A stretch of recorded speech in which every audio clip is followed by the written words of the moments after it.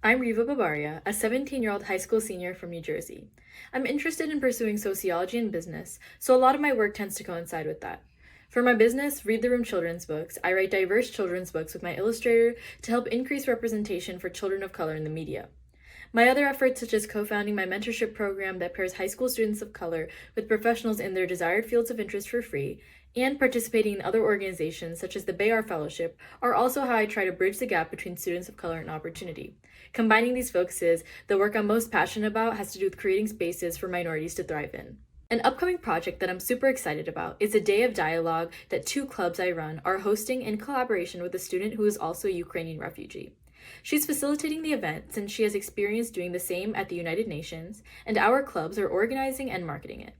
I'm especially excited to carry the sentiment of representation with this event to a larger scale, since we'll be bringing student speakers who have or whose families have been affected by armed conflicts or occupation to educate others on their experiences. Then we'll help run the main activity where the room comes to a general consensus on direct actions to take for world peace. I've always been a big reader ever since I was young, but growing up in a diverse town, the one issues I always had with my books was that the characters rarely looked like us or told our stories accurately. I waited for the representation to get better, and while it did, I realized it couldn't hurt to join those efforts myself. This led to me writing, which in turn led me to minority activism since the two almost went hand in hand with my business. I continue to pursue activism through different routes, whether it be through organizing events such as the Day of Dialogue, helping students gain mentorship through my program, or writing books where children of color might feel heard. One of my biggest inspirations and mentors is Miss Yvonne Miller, my mentor from the Group Tape Learning Challenge. She's a lawyer, an activist, a writer, and so much more, and over the course of our program, she really helped me gain confidence in my idea and who I am as a person.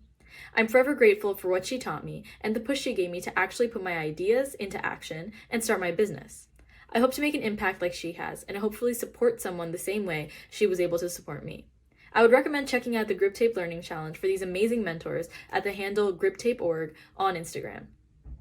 To other girls hoping to pursue something in the same area as me, the piece of advice I would give to you is to not let yourself hold you back from starting. As my mentor told me, even if the world isn't the most welcoming to people who look like us, you have to make your own space. I was fearful in the beginning of what other people might think or that my initiatives might not make the impact I hoped for. I had to shift my perspective and realize that even one person is enough of an impact and no one else's opinion matters as long as you're trying. Sometimes it can take a mentor to help show you the confidence you need to have in yourself, so I would also recommend finding that mentor for yourself. And no one else's opinion matters as long as you're trying. Sometimes it can take a mentor to help show you the confidence you need to have in yourself, so I would also recommend finding that mentor for yourself. And no one else's opinion matters as long as you're trying. Thank you for tuning in and listening to my story, and thank you, Etre girls, for the feature.